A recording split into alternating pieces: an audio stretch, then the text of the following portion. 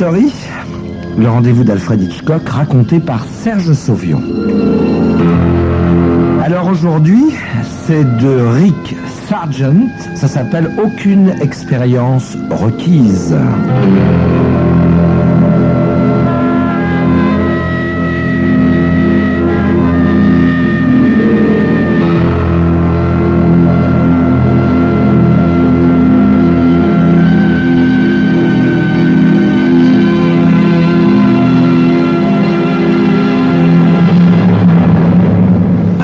Fait 18 mois de prison, j'ai eu la chance de trouver un bon boulot. Un petit boulot au poil et qui me convient bien. Sans expérience requise, j'ai été embauché chez Jaring et Fils au service des expéditions. Jaring et Fils, gros revendeur d'appareils électroniques et de chaînes stéréo. Évidemment, ce que j'ai à faire n'est pas bien passionnant, mais pas trop dur non plus. Et ma modeste paie, à la fin de chaque mois, me permet quand même de joindre les deux bouts. À peine ai-je commencé à travailler que Jaring et Fils décident d'agrandir leur établissement. Ils louent un local, 2 maisons plus bas dans la rue, qu'ils transforment en entrepôt dont on me confie la responsabilité. Pendant quelques jours, il y a un va-et-vient continuel parce qu'on entasse toutes les marchandises qui, jusque-là, ne trouvaient de place nulle part. Quand les choses commencent à se tasser, je m'aperçois que je me débrouille très bien en fait d'expédition. Je suis capable de faire le travail rapidement et comme il faut. Si personne n'est alentour, je lis des magazines. J'ai même avec moi une cafetière et un poste de radio. C'est vraiment chouette. Naturellement, dès que quelqu'un vient, je fais celui qui travaille dur, et c'est justement ce qui me vaut des ennuis. En me voyant aussi occupé, le vieux Jaring décide qu'il me faut un aide. Au début, je trouve pas ça très embêtant, parce que j'y gagne d'être augmenté. Et Jaring me charge de choisir le type moi-même. Si un garçon me plaît et paraît convenir, je n'ai qu'à lui faire remplir une formule de demande d'emploi et je l'emmène au bureau pour l'acceptation définitive du patron. J'en vois de toutes sortes. La plupart pas très malins, il faut bien le dire. Vous savez ce que c'est. Si j'en prends un qui ne comprend pas les choses, ma bonne petite vie est finie. Au moment précis où Jim Nascali passe la porte, je regrette de ne pas avoir déjà fait mon choix parmi les premiers concurrents. Jim, je l'ai connu à la prison de Tracy. Il est grand et fort, et c'est un dur. S'il se tenait droit, il pourrait mesurer 1m80, seulement il se voûte un peu. Il est mince, mais tout en muscles. Et on sait qu'il porte sur lui un couteau à corps d'arrêt. J'ai l'espoir fou qu'il va pas me reconnaître. Nous étions près de 500 à Tracy. Il venait faire de la tôle pour un vol à main armée, et moi pour de la fausse monnaie. C'est pas la même spécialité. Moi, je suis pas un dur comme lui. Je suis pas assez stupide non plus pour aller me frotter à ceux de sa catégorie. Jim se tient devant moi, les mains dans les poches, ses yeux bleus regardant droit dans les miens, et il se demande, je le sais, où il m'a déjà vu. Ses yeux bleus paraissent d'autant plus extraordinaires qu'il a des cheveux d'un noir de jais. « Alors, c'est vous que je dois voir pour la place ?» me demande-t-il. Je réponds « oui ». Et nous nous regardons. Je sais pas comment m'y prendre. Je résous le problème en le gratifiant d'un boniment dans les règles. Je l'ai déjà récité une 12aine de fois, je le sais par cœur. S'il se souvient de moi, il joue bien la comédie. Il m'écoute vraiment comme s'il ne me connaissait ni d'Ève ni d'Adam. Je l'emmène dans le local et lui montre notre marchandise. Platine, ampli, chaîne stéréo, lecteur laser à $1000 pièce. Il continue de me regarder sans rien dire. Je lui montre aussi le rayon des pièces détachées. Transformateur, isolateur, tube cathodique, circuit intégré, enfin, tout le tout-team, quoi. Il hoche la tête et c'est tout.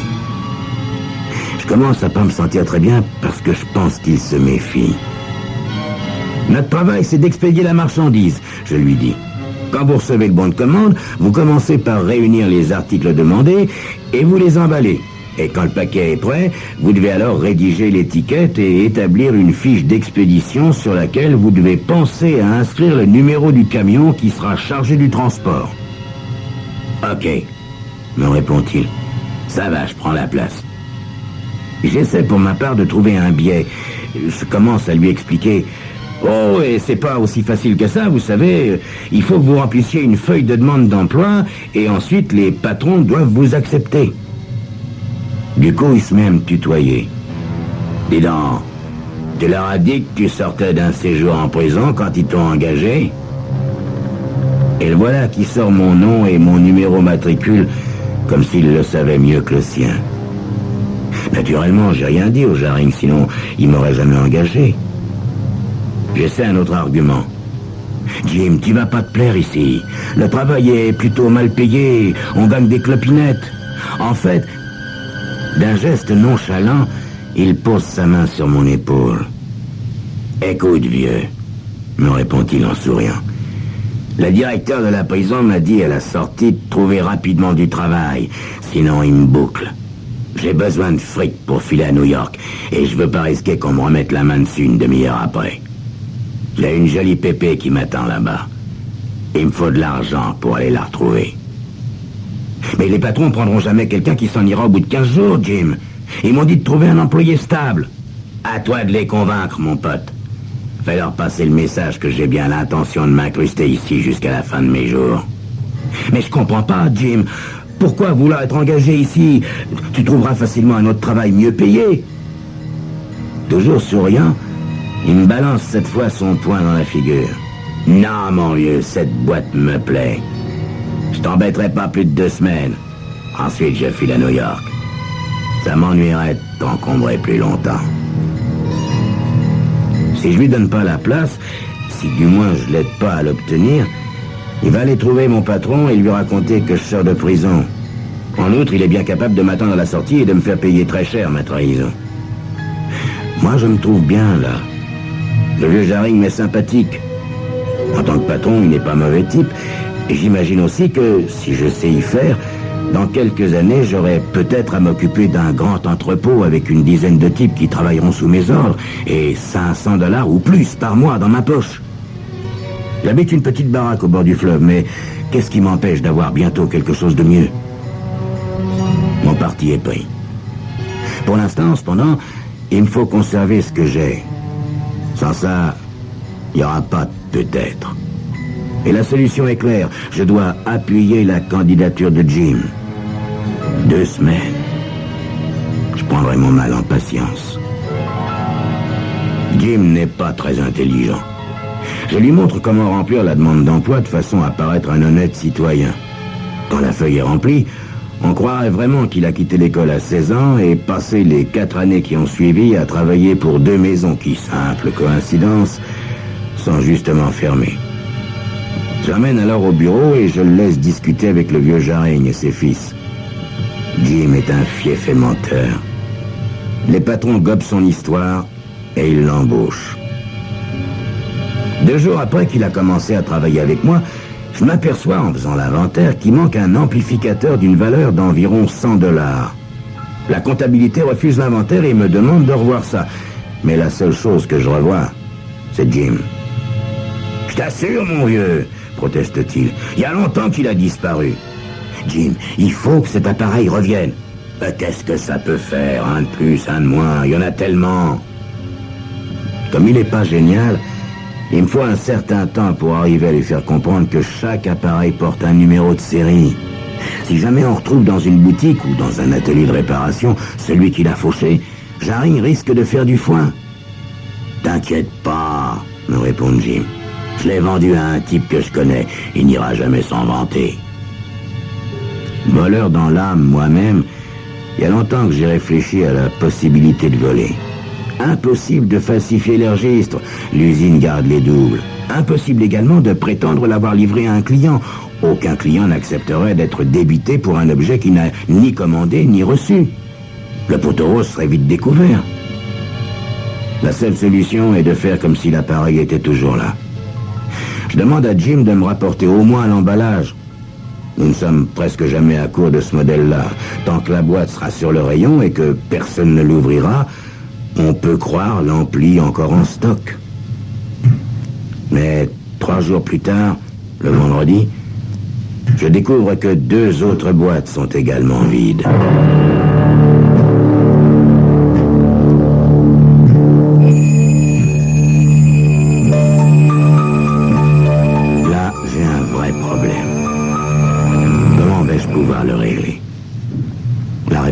d'ici quelques instants.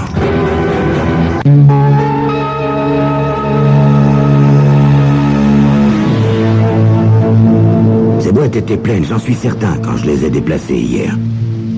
Oh, je me sens vraiment mal à l'aise. Je sais qu'on peut s'attendre à un foin de tous les diables quand Jarry ou ses fils viendront chercher l'une de ces boîtes pour en montrer le contenu à un client. Au train où va Jim, le stock tout entier ne sera bientôt plus constitué que de boîtes vides. Jim, pour le quart d'heure, est étendu hors de vue derrière un meuble stéréo, occupé à lire des bandes dessinées. Je suis chargé de le prévenir si quelqu'un arrive du bureau.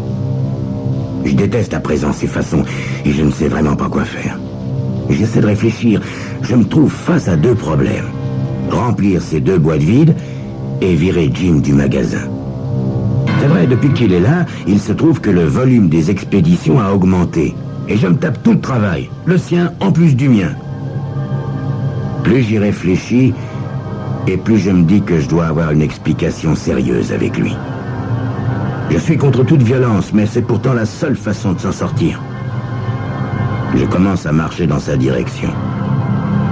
J'aperçois à ce moment-là un couteau à courte lame sur la table aux emballages. Il nous sert à couper le carton et la ficelle. J'aime pas beaucoup les armes de ce genre, mais ça fait jamais le mal de prendre quelques petites précautions. Je glisse le couteau dans ma poche. Jim, confortablement installé, lève les yeux de son livre en m'entendant approcher. « Fous-moi la paix! J'ai travaillé 1 heure aujourd'hui, je suis fatigué. »« Jim, j'ai découvert 2 nouvelles boîtes vides. »« Ah, et alors? Fiche-moi la paix, tu vois bien que je suis en train de lire. » J'avance encore d'un pas et je lui arrache le livre des mains. Comme il fait mine de se lever, je le repousse et lui dis fermement « Jim, je veux que tu ramènes ces amplis. » À présent, il ne sourit plus. J'aime pas beaucoup son sourire, mais je crois que je préfère quand même quand il sourit. Je les ai cachés, mon vieux. Je les livrerai en partant pour New York. Comme je le vois glisser lentement la main en direction de sa poche, je sors mon couteau. Du coup, il se rallonge sur le dos, les mains croisées sous la nuque. « T'énerve pas, vieux, me dit-il. Je te les rapporterai si ça t'embête tellement. »« Où sont-ils? Je les veux tout de suite, aujourd'hui même. »« Ils sont pas bien loin, me répond-il d'un air hésitant. Mais je peux pas te les rendre comme ça, tu comprends?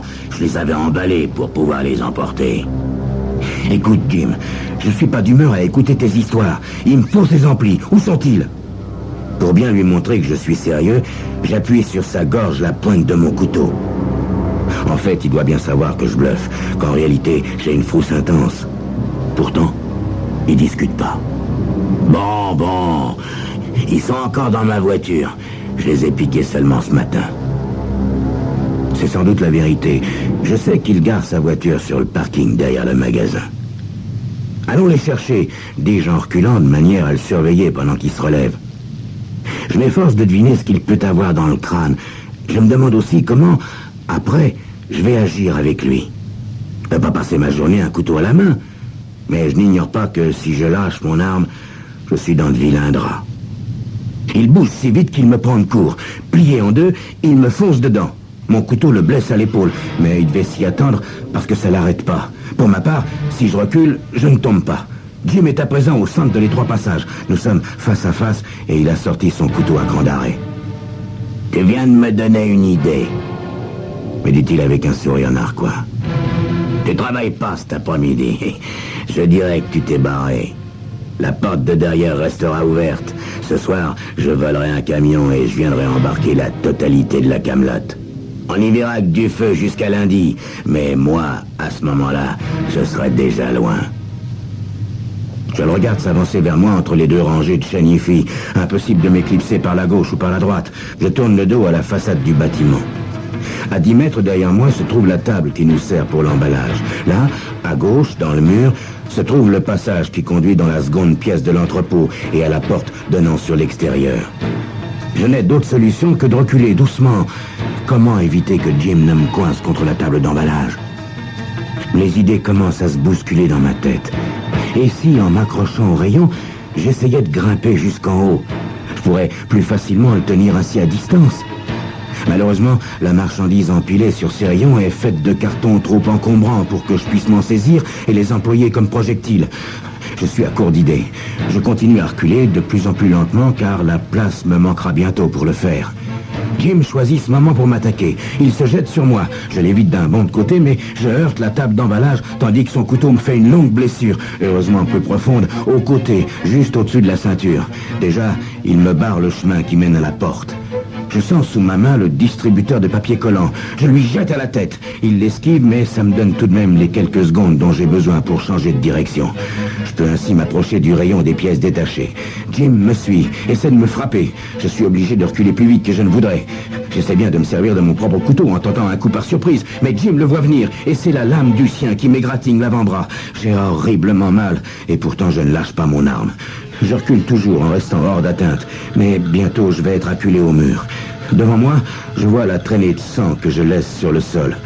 Mais ce que je regarde surtout, c'est la lame brillante, tachée de rouge, à laquelle j'essaie d'échapper. Il me vient une autre idée. Les transfos sont sur ma droite. Beaucoup pèsent près de 2 kilos. Mon idée vaut ce qu'elle vaut, mais je veux tout de même tenter ma chance. Je laisse exprès tomber mon couteau. Je fais d'abord le geste de le rattraper, et brusquement je tends la main vers le rayonnage et m'empare d'un transfo. Aucun joueur de baseball n'a jamais lancé balle plus dure ni plus juste. Le transfo atteint Jim à la tempe, il étend par terre. Je continue à le frapper pour être bien sûr qu'il se tiendra tranquille un moment. Je lui prends aussi son couteau. Profitant de l'accalmie, je cours récupérer les amplis dans la voiture de Jim et les remets soigneusement à la place qu'il n'aurait jamais dû quitter. Puis, je m'assois pour réfléchir tout en surveillant Jim du coin de l'œil. Je peux facilement dissimuler le vol du premier appareil. Oui, je raconterai au vieux Jaring que je veux l'acheter. Il le retiendra sur ma solde jusqu'à ce qu'il soit payé. Le problème que me pose Jim est plus compliqué. Je l'examine sous tous les angles. Après tout, ce qu'il veut, Jim, c'est aller à New York, rejoindre sa petite amie. Je pourrais peut-être lui payer son billet. Mais comment l'empêcher de se taire? Qu'est-ce que je vais devenir, moi, s'il raconte notre bagarre aux flics? Non. À la réflexion, c'est pas possible. Il est maintenant 6 heures. Le magasin est de nouveau bien en ordre et Jim soigneusement emballé. Mais quelle mention porter sur cette fiche d'expédition? Port payé ou contre-remboursement? Quelle est la meilleure formule? Port payé est sans doute préférable. Comme ça, le facteur laissera le paquet devant ma porte au cas où il n'arriverait pas demain. Demain, samedi, jour où je serai chez moi. Jaring et fils peuvent bien m'offrir l'expédition s'ils savaient ce qu'ils vont économiser à présent.